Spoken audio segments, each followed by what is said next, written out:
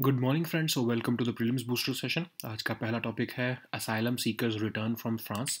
Topic आपके social issues के लिए इंपॉर्टेंट है और इंटरनेशनल रिलेशंस के लिए भी इंपॉर्टेंट है। एक तो एक चार्टर प्लेन है जो कि फ्रांस में रोक दिया गया था ह्यूमन ट्रैफिकिंग इन्वेस्टिगेशन के लिए। वो अब वापस आ चुका है मुंबई, जिसमें 276 इंडियंस जो हैं वो वापस आए हैं।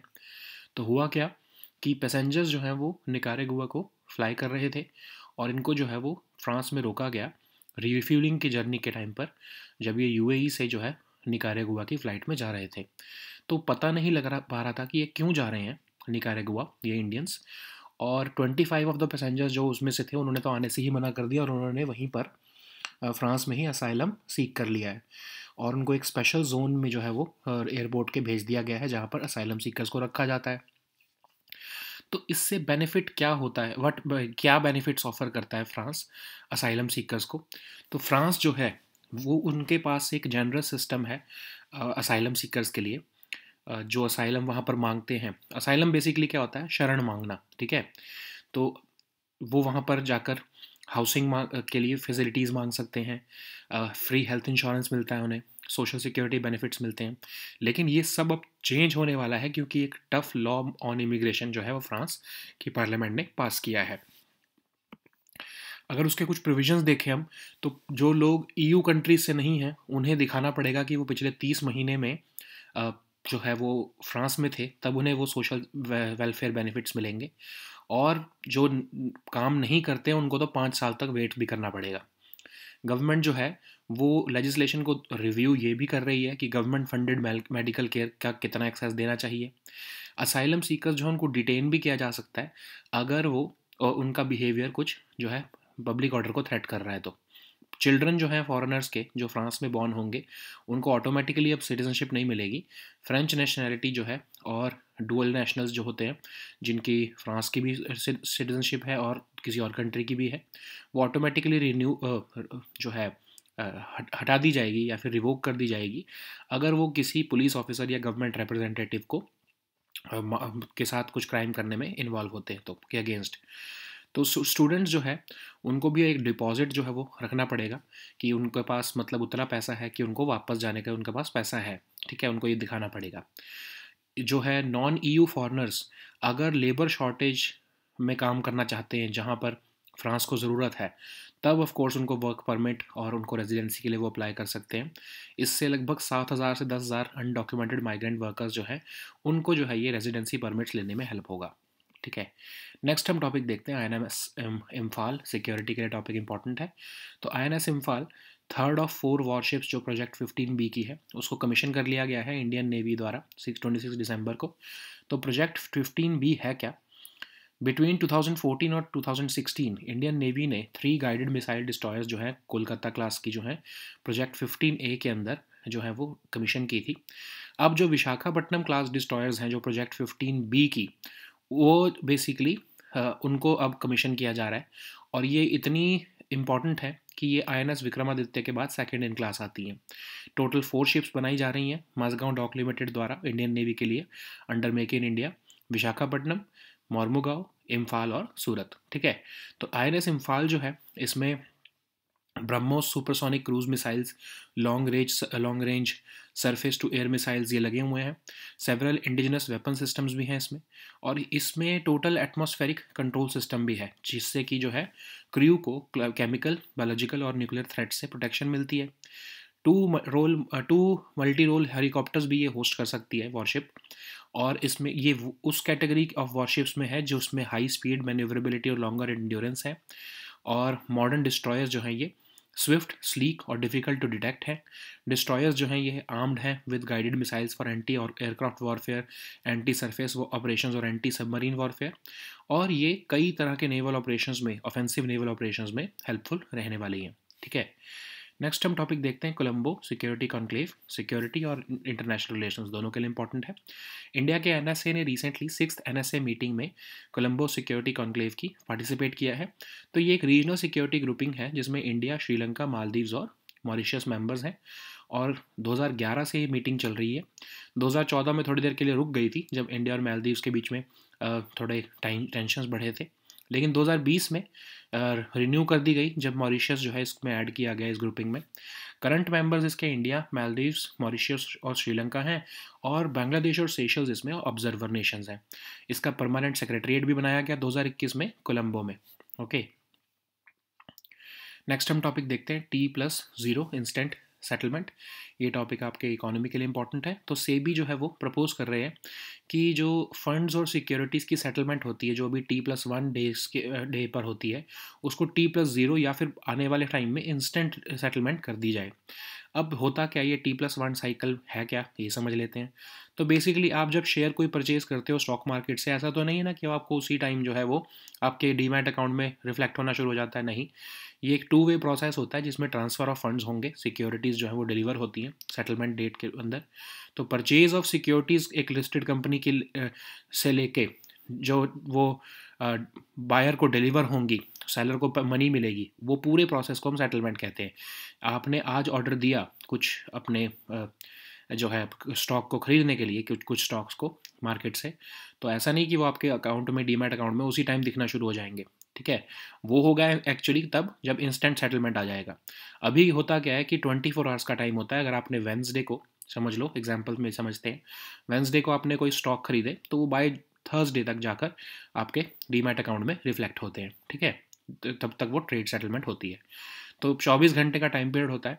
लेकिन सेबी अब कह रहा है कि हम इसको जो है कम करके T+0 सेटलमेंट साइकिल पर लेकर जाना चाहते हैं। मतलब अब इसमें प्रपोजल ये रखा गया है कि अगर दोपहर को 1:30 बजे तक जो भी आप स्टॉक खरीदोगे, वो उसी दिन के 4:30 बजे तक आपका ट्रांजैक्शन जो है वो पूरी सेटलमेंट कंप्लीट हो जाएगी। और आने वाले टाइम में, क्योंकि अब तो यूपीआई जैसा ज़माना आ चुका है, तो immediate trade by trade settlement का भी प्रोविज़न रखा गया है। मतलब 3:30 बजे तक आप ट्रेडिंग जो भी करोगे, आपको साथ के साथ वो डीमैट अकाउंट में वो सेटलमेंट होनी दिखने शुरू हो जाएगी। तो क्यों लाना चाहते हैं सेबी ये शॉर्टन क्यों करना चाहते हैं सेटलमेंट साइकिल को? क्योंकि अब तो इंडिया यूपीआई की तरफ मूव हो चुका है, इंस्टेंट पेमेंट प्लेटफॉर्म्स आ चुके हैं। तो अब तो ऐसा कोई रिस्क नहीं है ना कि चेक बाउंस हो जाएगा या आपके बैंकिंग का आरटीजीएस में टाइम लगेगा, कुछ ऐसा अब तो प्रोविज़न नहीं है। तो हम एक reliable, low cost, high speed transactions की तरफ ऑलरेडी मूव कर चुके हैं। तो ये हमारा की फीचर्स बन चुके हैं, तो अब इन्वेस्टर्स को भी इसका बेनिफिट मिलना चाहिए, है ना। तो अब अगर इंस्टेंट सेटलमेंट मैकेनिज्म की तरफ हम जाते हैं तो इसके बेनिफिट्स क्या हैं? तो एक तो ऑफ कोर्स जल्दी से जल्दी जो है सेटलमेंट हो जाएगी, तो उससे रिस्क जो है सेटलमेंट शॉर्टेजेस का वो ख़त्म हो जाएगा। पैसा फ्री रहेगा, ठीक है। अभी क्या होता है जब आप कुछ जो है सेटलमेंट कर रहे होते हो तो 1-2 दिन के लिए, और आईपीओ के केस में तो कई बार हफ्ते के लिए पैसा जो है वो ब्लॉक कर लिया जाता है आपके यूपीआई में। तो अब उसको अगर आप फ्री कर दोगे, जब आप इंस्टेंट ट्रेड सेटलमेंट करोगे, तो वो पैसा जब फ्री हो गया तो आप उसको आगे और इन्वेस्ट कर सकते हो या उसका यूज़ कर सकते हो आगे, ठीक है। तो जो ब्लॉक्ड पैसा है उसको फ्री कर दिया जाएगा मार्केट में, ताकि जो है मार्केट को और बेनिफिट मिल सके, ठीक है। तो इंडियन जो है ये इंस्टेंट सेटलमेंट से इंडियन इक्विटीज़ एक ऐसा एसेट क्लास बन जाएगा जो कि रेजिलियंट है, लो कॉस्ट है, और उसका टाइम फॉर ट्रांजैक्शन भी सबसे कम है। ओके, तो मतलब सुपीरियर है इन एनी केस। नेक्स्ट हम टॉपिक देखते हैं सेंट्रल वाटर कमीशन। ये टॉपिक आपके इकोनॉमी के लिए इंपॉर्टेंट है। तो केरला स्टेट गवर्नमेंट ने सेंट्रल गवर्नमेंट को अर्ज किया है कि वो न्यू डैम बनाए मुल्ला पेरियार वाला, जो इडुक्की डिस्ट्रिक्ट में है। और सेंट्रल वाटर कमीशन की मीटिंग में ये जो है अर्ज किया गया है सेंटर को। तो सेंट्रल वाटर कमीशन क्या है? एक प्रीमियर टेक्निकल ऑर्गेनाइजेशन जो वाटर रिसोर्सेज की फील्ड में काम कर रही है। मिनिस्ट्री ऑफ जल शक्ति का अटैच्ड ऑफिस है, और ये जैसे control, conservation, utilization of water से रिसोर्सेज से रिलेटेड स्कीम्स को इनिशिएट, कोऑर्डिनेट और फर्दर करती है। और ये इन्वेस्टिगेशन, कंस्ट्रक्शन और एग्जीक्यूशन करती है ऐसी स्कीम्स की जिनकी ज़रूरत है, ठीक है। तो ये चेयरमैन द्वारा हेडेड होती है, ठीक है। तो इसके अंदर 3 विंग्स हैं: designs and research wing, river management wing और water planning and projects wing, ठीक है। इसके हेडक्वार्टर न्यू दिल्ली में सिचुएटेड है। तो मुल्ला पेरियार डैम है क्या? ये मेसनरी ग्रेविटी डैम है पेरियार रिवर पर, और ये मुल्लायार और पेरियार रिवर्स के कॉन्फ्लुएंस पर लोकेटेड है। इसकी कंस्ट्रक्शन 1887 में शुरू हुई थी और 1895 में कंप्लीट हुई। ये डैम जो है वो केरला में लोकेटेड है, लेकिन मेंटेन इसको कौन करता है, और जो है वो तमिलनाडु, ठीक है। ऑपरेट और मेंटेन दोनों ही जो है तमिलनाडु करता है, क्योंकि 999 ईयर लीज एग्रीमेंट के टाइम पर के लिए जो है वो ब्रिटिश टाइम पर, ब्रिटिश रूल के टाइम पर ये तमिलनाडु को इसकी लीज मिल चुकी है। नेक्स्ट हम टॉपिक देखते हैं IFCIOR। ये टॉपिक आपके सिक्योरिटी के लिए इंपॉर्टेंट है। तो इंडियन नेवी का information fusion centre for Indian ocean region जो है उसने एक बहुत बड़ा रोल निभाया रिसेंटली, जो एक हाईजैकिंग होने लगी थी मर्चेंट वेसल MV रिवन की। तो इंडियन नेवी का जो information fusion centre for Indian ocean region है, ये IMEC गुरुग्राम में सिचुएटेड है। 2018 से इसको बनाया गया है। मैरीटाइम सिक्योरिटी रीजन में स्ट्रेंथन करने के लिए इसको जो है बनाया गया था, और इंटरनेशनल लिएजन ऑफिसर्स भी जो है ये कई पार्टनर कंट्री से होस्ट करता है, ठीक है। वेरियस पीरियोडिक रिपोर्ट्स जनरेट करता है ऑफ कोर्स, जो कि मैरीटाइम सिक्योरिटी से रिलेटेड होती हैं। तो ये IMEC क्या है? ये एक national maritime domain awareness centre है। मेन सेंटर है नेशनल कमांड कंट्रोल कम्युनिकेशन और इंटेलिजेंस सिस्टम का। ये जो वेसल्स होते हैं हाई सीज़ में उनको ट्रैक करता है, सिर्फ नॉन मिलिट्री और कमर्शियल शिप्स को, ओके। जो मिलिट्री शिप्स होती हैं उनको तो डायरेक्टरेट ऑफ नेवल ऑपरेशंस जो है वो क्लासिफाइड नेटवर्क पर ही ट्रैक करते हैं। नेक्स्ट हम टॉपिक देखते हैं सदर्न ओशन। ये टॉपिक इन्वायरमेंट के लिए इंपॉर्टेंट है। तो एक रिसेंटली एक रिसर्च एक्सपेडिशन जो सदर्न ओशन में गया था, उसने स्ट्रिंग ऑफ सी माउंट्स को मैप किया है, जिससे हमें अंटार्कटिक सर्कमपोलर करंट को समझने में जो है वो हमारी अंडरस्टैंडिंग शेप होगी। तो सदर्न ओशन क्या है? 34 मिलियन ईयर्स अगो बना था ये। अंटार्कटिका और साउथ अमेरिका जब ड्रिफ्ट अपार्ट हो रहे थे, ड्रेक पैसेज क्रिएट हुआ, तब ये सदर्न ओशन बना। One of the 5 great oceans है ये ऑफ कोर्स, और ये वर्ल्ड का ओशन साउथ है, वर्ल्ड का साउथ ओशन है ये बेसिकली। पैसिफिक, अटलांटिक और इंडियन ओशंस के नीचे का पार्ट जो 60 डिग्री साउथ लैटिट्यूड से नीचे का पार्ट है, उसको हम सदर्न ओशन कहते हैं। स्ट्रॉन्ग विंड्स हैं, इंटेंस स्टॉर्म्स हैं, ड्रामेटिक सीजनल चेंजेस हैं। बेसिकली जो ये अंटार्कटिका वाला रीजन है, यहाँ पर ही जो है ये अंटार्कटिक सर्कमपोलर करंट भी चलता है, जो longest strongest deepest reaching current है अर्थ पे, और ये करंट जो है ये क्लॉकवाइज मूव होता है, ओके। नेक्स्ट हम टॉपिक देखते हैं गॉचर डिसीज़। ये टॉपिक आपके सोशल इश्यूज़ के लिए इंपॉर्टेंट है। तो चिल्ड्रन जो लाइसोसोमल स्टोरेज डिसऑर्डर्स गॉचर डिसीज़ से फेस कर रहे हैं, उनकी ट्रीटमेंट रोक दी गई है, क्योंकि अब जो है वन टाइम सपोर्ट जो है वो यूनियन हेल्थ मिनिस्ट्री ने रोक दिया है, ठीक है। तो ये गॉचर डिसीज़ क्या है? इनहेरिटेड लाइसोसोमल स्टोरेज डिसऑर्डर है, जिसमें कि फैटी सब्सटेंसेस स्विंगोलिपिड्स कहते हैं जिनको, वो बोन मैरो, लिवर और स्प्लीन में जो है वो इकट्ठे होने लगते हैं, बिल्डअप होने लगते हैं, जिसकी वजह से बोन्स वीक होने लगती हैं और ऑर्गन्स एनलार्ज होने लगते हैं। तो 3 तरह का होता है ऑफ कोर्स ये। टाइप 1 में तो स्प्लीन, लिवर, ब्लड और बोन्स अफेक्ट होते हैं, लेकिन इसका कोई क्योर नहीं है, ठीक है। ट्रीटेबल तो है पर क्योर नहीं है। टाइप 2 में जो है वो एनलार्ज स्प्लीन, मूवमेंट प्रॉब्लम्स और सिवियर ब्रेन डैमेज होता है, इसका भी कोई ट्रीटमेंट नहीं है। और जो टाइप 3 है, जो सबसे मोस्ट कॉमन है, उसमें जो है वो 10 साल की एज से कम में ही ये दिखना शुरू हो जाता है, और इसमें ऑर्गन एबनॉर्मेलिटीज़ और न्यूरोलॉजिकल प्रॉब्लम्स भी आने लगती हैं। तो जो ट्रीटमेंट होती है गॉचर डिसीज़ टाइप 3 की, अगर उसको वो मिलती जाए तो जो है पर्सन 20s और 30s तक जी लेता है। करंटली इसका कोई क्योर तो नहीं है, तो लेकिन ट्रीटमेंट से सिम्टम्स को रिलीव किया जा सकता है और क्वालिटी ऑफ लाइफ को इम्प्रूव किया जा सकता है। नेक्स्ट हम टॉपिक देखते हैं कार्डन फाइल टोकनाइजेशन। ये टॉपिक आपके सिक्योरिटी और इकोनॉमी दोनों के लिए इंपॉर्टेंट है। तो डिजिटल पेमेंट्स को मोर सिक्योर बनाने के लिए RBI ने कार्डन फाइल टोकनाइजेशन को कार्ड इशूइंग बैंक्स और इंस्टीट्यूशंस के थ्रू भी जो है वो इनेबल कर दिया है। तो कार्डन फाइल टोकनाइजेशन क्या है? रिप्लेसमेंट ऑफ एक्चुअल क्रेडिट और डेबिट कार्ड डिटेल्स एक ऑल्टरनेटिव नंबर, जिसको हम टोकन कहते हैं, उससे रिप्लेस कर दिया जाता है। तो ये randomly generate string of numbers होते हैं, जिसकी कोई एक्चुअल कोई वैल्यू नहीं होती है, कोई लेना देना नहीं होता है इसका कार्ड क्रेडिट कार्ड नंबर या डेबिट कार्ड नंबर से, बट जस्ट इसको जनरेट कर दिया जाता है ताकि जो है एक्चुअल कार्ड के जो नंबर है उसको मास्क किया जा सके। तो एक तरह से इसको हम कह सकते हैं कि ये सरोगेट है एक्चुअल कार्ड डिटेल्स का, और इसको मोबाइल बैंकिंग या इंटरनेट बैंकिंग चैनल कहीं से भी आप जो है वो चला सकते हो। तो इससे होगा क्या कि आपके जो ट्रू डिटेल्स हैं कार्ड की, वो मास्क हो जाएंगी, और फ्रॉडस्टर्स जो हैं उनको आपके कार्ड की असल डिटेल्स नहीं पता लगेंगी, वो इस टोकन नंबर को ही असल नंबर समझते रहेंगे, ठीक है। नेक्स्ट हम टॉपिक देखते हैं आयनोस्फेयर। टॉपिक आपके इन्वायरमेंट के लिए और साइंस एंड टेक दोनों के लिए इंपॉर्टेंट है। तो साइंटिस्ट जो है इंडियन इंस्टीट्यूट ऑफ जियोमैग्नेटिज्म के, उन्होंने long term seasonal ionospheric observations की हैं इंडियन अंटार्कटिका स्टेशन भारती के में 2010 से लेकर 2022 के जो आंकड़े हैं उनको देखा है उन्होंने। तो आयनोस्फेयर जो है वो पार्ट है अर्थ के अपर एटमॉस्फेयर का, जो कि पार्शली आयनाइज्ड है और 100 से 1000 किलोमीटर के जो है वो एटमॉस्फेयर में डिस्टेंस में ही पड़ता है। तो आयनोस्फेयर जो पोलर रीजन्स में है वो बहुत ही डायनामिक है और एक बहुत ही इंटरेस्टिंग लेयर है जो कि मीसोस्फेयर, थर्मोस्फेयर और एक्सोस्फेयर को ओवरलैप करती है। तो अगर हम इस स्टडी की पॉइंट्स देखें तो हम ये समझ पाएंगे कि ये यहाँ पर जो है सीजनल वेरिएशन, सीजन्स के चेंज होने के हिसाब से सब्सटेंशियल सीजनल वेरिएशन देखी गई है टोटल इलेक्ट्रॉन काउंट में। सबसे ज़्यादा जो है आयनोस्फेरिक डेंसिटी समर मंथ्स में देखी गई है, जब 24 आवर सनलाइट होती है पोलर रीजन्स में, इन केस ऑफ अंटार्कटिका या आर्कटिक। और अगर हम सिग्निफिकेंस देखें तो हमें इस स्टडी की, तो हम ये देख पाएंगे कि इफ़ेक्ट क्या हो रहे हैं आयनोस्फेयर से। उससे हम ये पता लगा पाएंगे कि सैटेलाइट बेस्ड नेविगेशन और कम्युनिकेशन सिस्टम्स पर इसका क्या इम्पैक्ट आता है और हम उसको कैसे जो है वो मिटिगेट कर सकते हैं।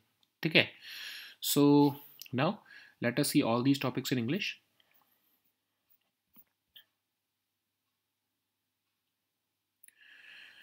So the first topic is asylum seekers return from France. This topic is important for your social issues and your international relations. So a chartered plane which was grounded in France for a human trafficking investigation has reached Mumbai with 276 Indians aboard.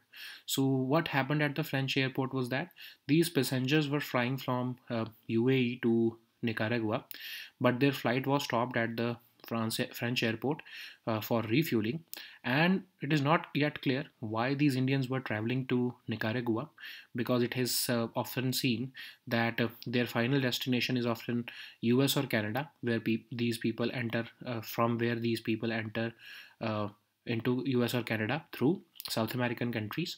So 25 of these passengers did not return to India, and they instead opted to request asylum in France, and they were of course then transferred to a special zone in Paris airport for asylum seekers. So what benefits does France offer these asylum seekers? So France has had a generous system for asylum seekers. They can apply for housing in the hundreds of asylum seeker housing projects. They also get free health insurance, social security benefits. But now all this is going to change because French Parliament has recently adopted a new and tough law on immigration. So what are these new provisions in this law?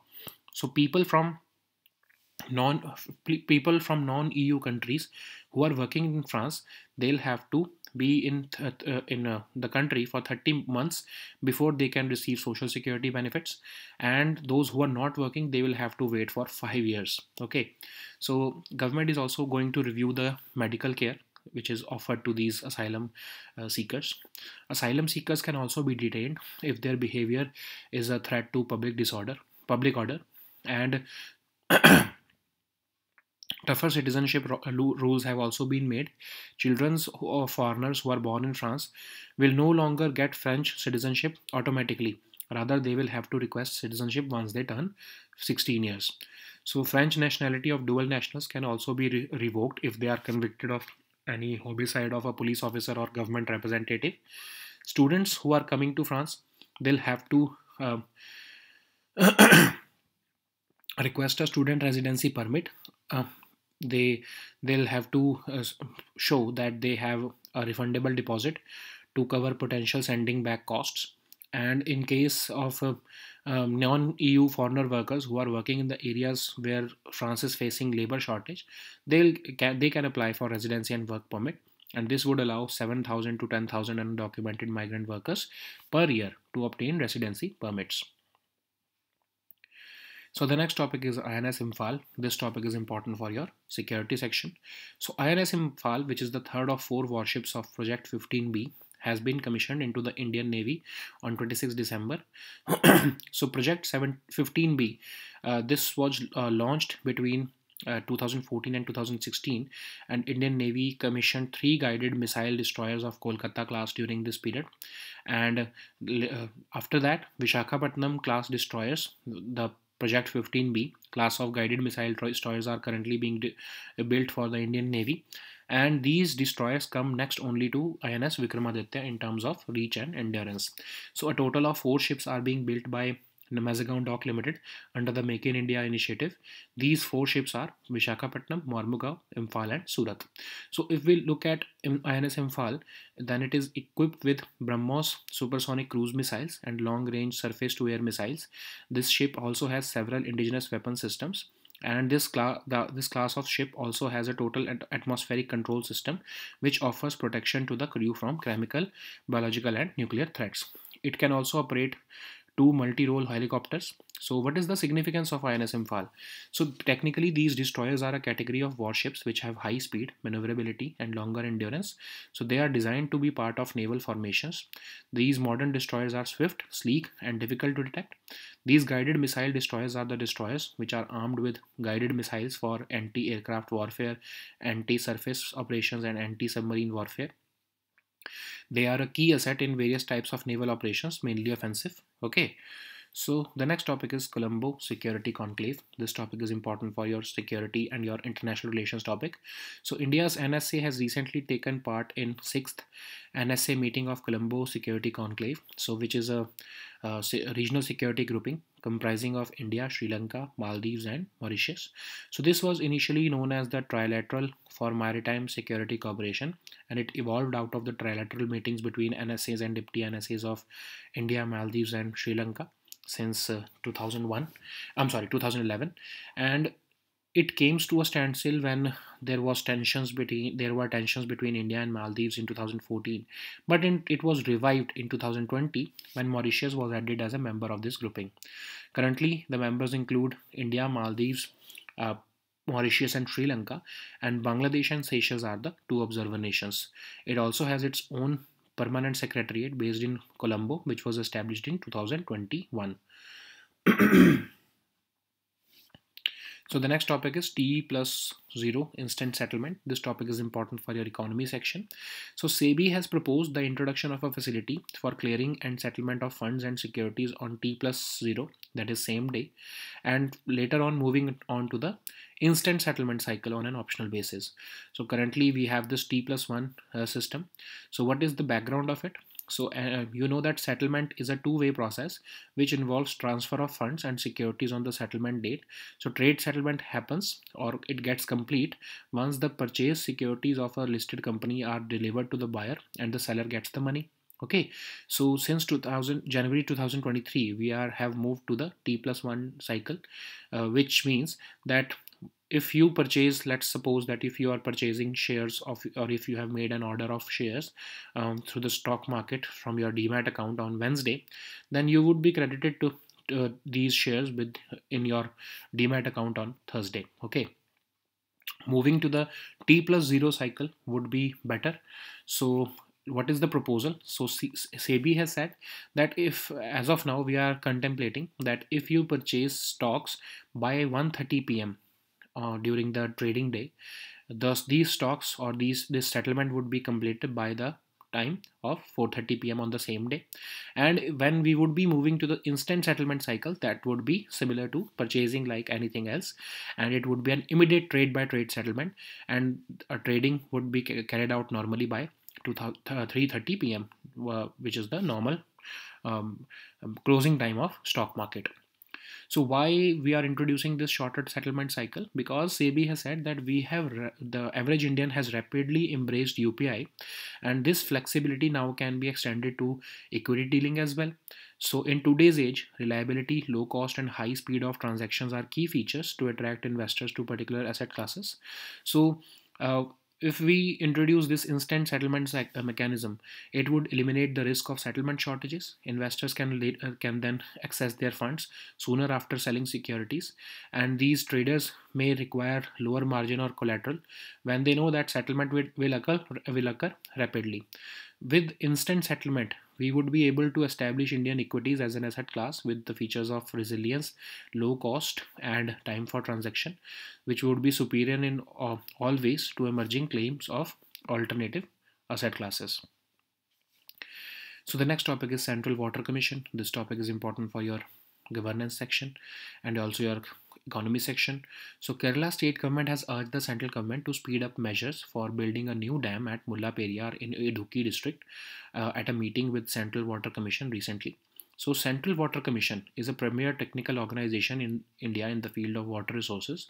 It's an attached office of the Ministry of Jal Shakti, and it works in the schemes for control, conservation and utilization of water resources.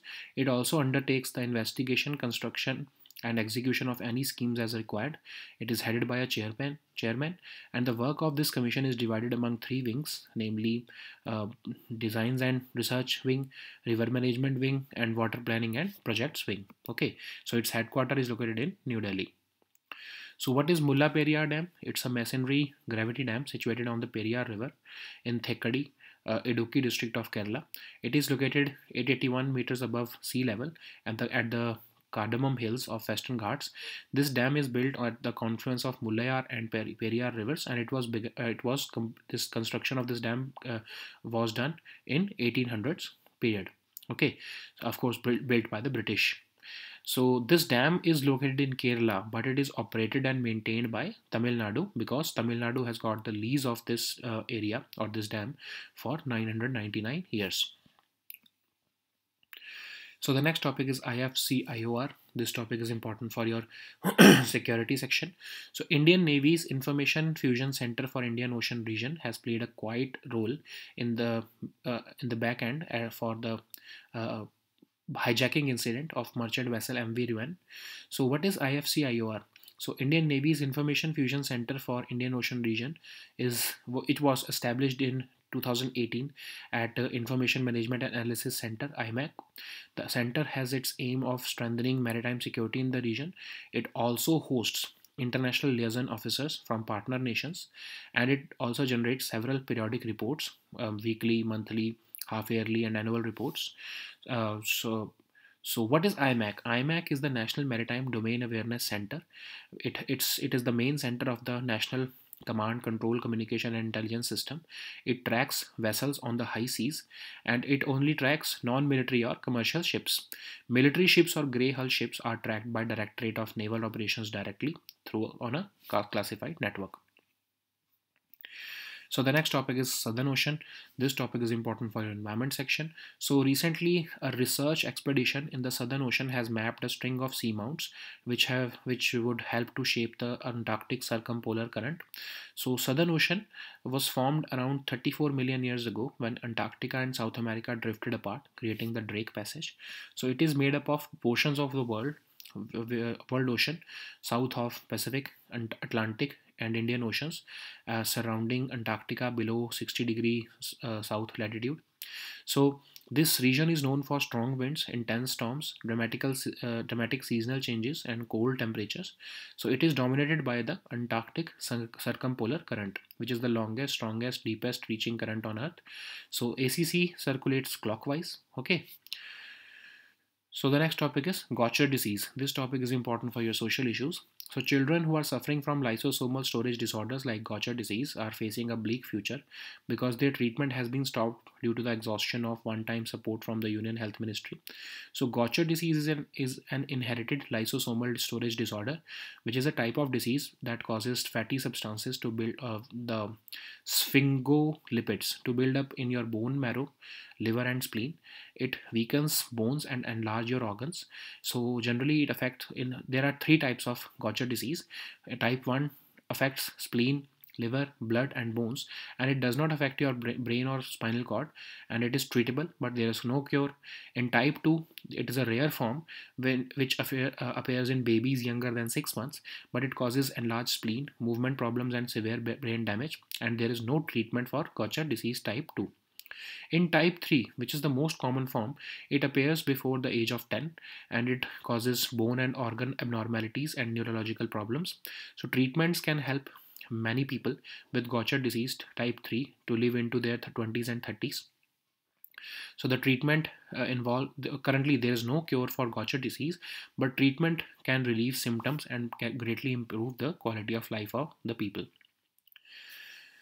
So the next topic is card on file tokenization. This topic is important for your economy section. So to make digital payments more secure, safe and sound, RBI has now enabled card on file tokenization through card issuing banks and institutions. So basically tokenization is the replacement of actual credit and debit card details with an alternate code called the token. So it's a combination of card, token requester and device. So basically it's a randomly generated number which has no intrinsic value and it is meaningless on its own, but only meant for a specific transaction. So it is basically a surrogate for the actual card details, and it can be enabled by the user through mobile banking or internet banking channels. So card holder may tokenize the card at any time, and the card token so issued will neither be either the card network or the by maybe issued by either the card network or the bank. So what is the advantage of it? So basically it is masking the true details of your card, so the fraudsters cannot misuse the card because they would not have the actual information of your card. Okay, so the next topic is ionosphere. This topic is important for your environment section. So a team of scientists from Indian Institute of Geomagnetism have examined the long-term seasonal ionospheric observations at Indian Antarctic Station Bharati between the period of 2010 and 2022. So ionosphere is a part of Earth's upper atmosphere, which is partially ionized, extending from 100 to 1000 kilometers. So ionosphere at polar regions is highly dynamic, and it's an interesting layer which overlaps the mesosphere, thermosphere, and exosphere.